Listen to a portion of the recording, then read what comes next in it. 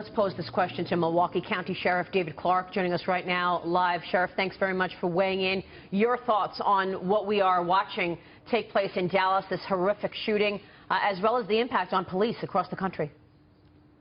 Well, exponential horror, obviously, in Dallas, and I don't believe there's any sincerity behind the president's words. Just yesterday, he was popping off at the mouth again, exploiting the situation that happened, one in Louisiana, one in Minnesota. And exploiting it on the basis of race. He has no foundation for that. There's no data or research that suggests or proves anything that he thinks in terms of disparity. Let me give him this statistic, and I'd like to know what he says about this. 40% of law enforcement officers in the country that are killed in the line of duty are killed by black men. So when you look at that, there's some disparity there in light of the fact that blacks only represent about 13 to 14 or maybe even 15% of the population. So, that irresponsible rhetoric, I think it fuels this sort of thing. It fuels this rage and anger that already is bubbling inside people, and then they're looking to release that. And they hear that dog whistle message out of the president every time he opens his mouth after one of these horrific incidents where a law enforcement officer, unfortunately, has to use force in the line of duty. He doesn't allow the investigation to take place.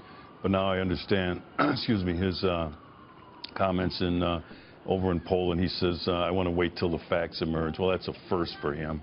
Yeah, I think you make great points, and it is the point that we've been making on the set this morning, because it is, at the end of the day, about leadership, Steve Rogers. Yes, it is, and that leadership begins at the top. And Judge Pirro, you said that very, very profound word this morning, understanding. We have to understand each other and understand what's going on. And we brought up the point, it has to begin at 1600 Pennsylvania Avenue.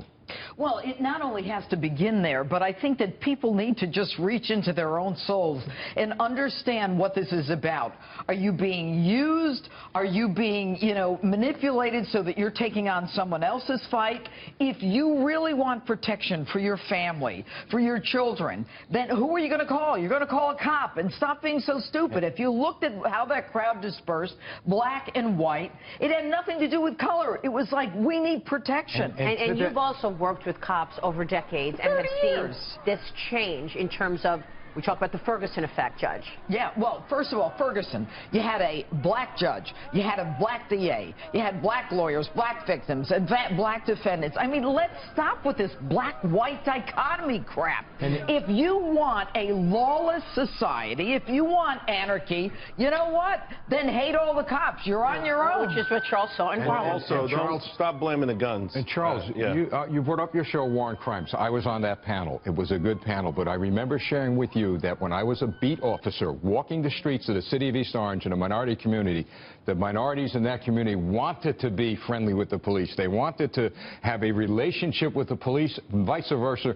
but our leadership took us away from that because they took community policing away. It is, and you and Janine, Judge Janine, make the same sort of point in the sense that if you have a direct communication without anyone else able to sully that or manipulate that, then that's how you can start to help to heal it, because you're going to have all kinds of people saying all kinds of things.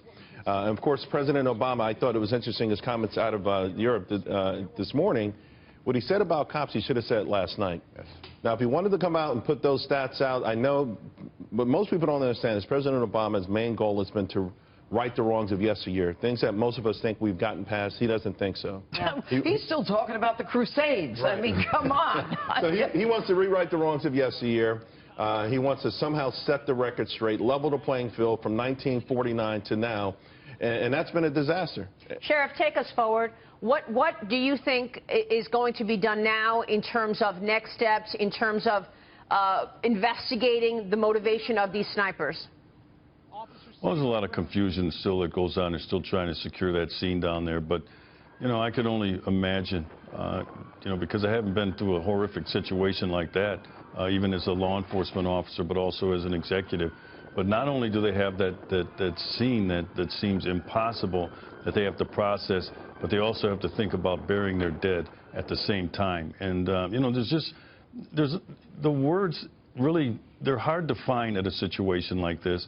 And, what I try to do is just calm myself down first because, there's a lot of anger and resentment in what happened yesterday inside of me, but some good will have to come from this because we do have to move on as a society. But I think that the best thing that can happen for the United States of America is January 20th, when President Obama leaves the White House for the last time, and we end up with a new commander-in-chief. And I hope it's the guy who has shown unambiguous support for the American law enforcement officer, and that's Donald Trump. I noticed yesterday Mrs. Bill Clinton as well took time to come out of her hiding, which she's good at doing, and threw up the hashtag Black Lives Matter. But I wonder if we've heard from her since this horrific thing in Dallas, too. That's irresponsible for her to pander to that sort of rage and anger inside of people, unfounded, by the way.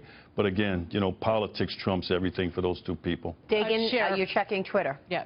Sheriff, we have not heard from Hillary Clinton, not on Twitter. We have heard from Donald Trump, though, Dagan. We have heard from Donald Trump, and I can read what it was a measured statement. You read it earlier. Very measured. Prayers and condolences to all the families who are so thoroughly devastated by the horrors we are all watching take place in our country. Final word from you, Steve Rogers. He said to all the families, inclusive of everyone, he's not a divider. He's trying to unite this country. Judge Jeanine, you're leaving us with? The bottom line is support the police. You don't have a chance without it. Sheriff David Clarke, thank you so much for your time this morning. Judge